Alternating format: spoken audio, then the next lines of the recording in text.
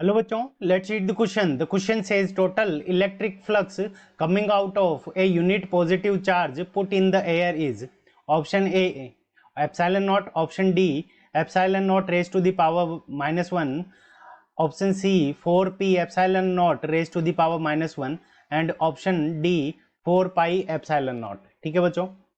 इस क्वेश्चन के अंदर हमें यह दे रखा है कि अगर कोई यूनिट पॉजिटिव चार्ज है तो अगर वो उसको एयर के अंदर रखा हुआ है तो उसके थ्रू जो इलेक्ट्रिक फ्लक्स निकलेगा उसकी वैल्यू हमारी कितनी होगी.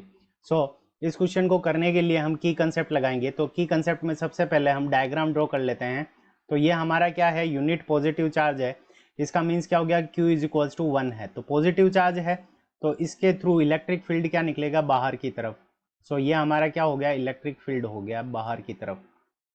ठीक है बच्चों. ये इलेक्ट्रिक फील्ड हो गया. ये एक रफ डायग्राम है, परफेक्ट डायग्राम नहीं है ये.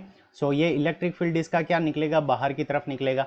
अब हमें क्या निकालना पड़ेगा, इसके थ्रू इलेक्ट्रिक फ्लक्स निकालना है. ठीक है बच्चों. हम क्या करेंगे कि इसके अंदर स्फेरिकल हम गाउसियन सरफेस ड्रॉ कर लेंगे. ठीक है बच्चों. ये क्या है, होता है spherical Gaussian surface imaginary surface होता है, केवल प्रॉब्लम को सोल्व करने के लिए. ठीक है बच्चों. इलेक्ट्रिक फील्ड क्या निकल रहा है, बाहर की तरफ निकल रहा है. ये इलेक्ट्रिक फील्ड की लाइन है तो ई की डायरेक्शन ये हो गई. और यहाँ पे ये स्फेरिकल गाउसियन सरफेस है तो ये हो गया ds. और ds जो होगा, ds वेक्टर वो क्या हो जाएगा, इस सरफेस के परपेंडिकुलर होगा. यहाँ पे e और ds के बीच में जो थीटा बनेगा, e और ds के बीच में जो थीटा बन जाएगा वो हमारा कितना बन जाएगा, 0 डिग्री बन जाएगा.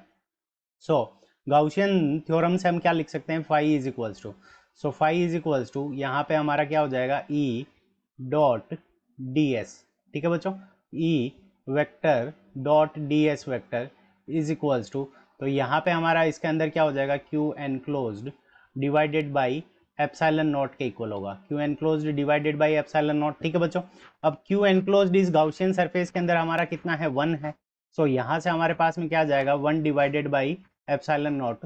तो इसके थ्रू जो इलेक्ट्रिक फ्लक्स होगा फाई, उसकी वैल्यू क्या हो जाएगी, 1 डिवाइडेड बाई एप्सिलॉन नॉट. यानी इसको हम क्या लिख सकते हैं, epsilon naught raise to the power -1. ठीक है बच्चों.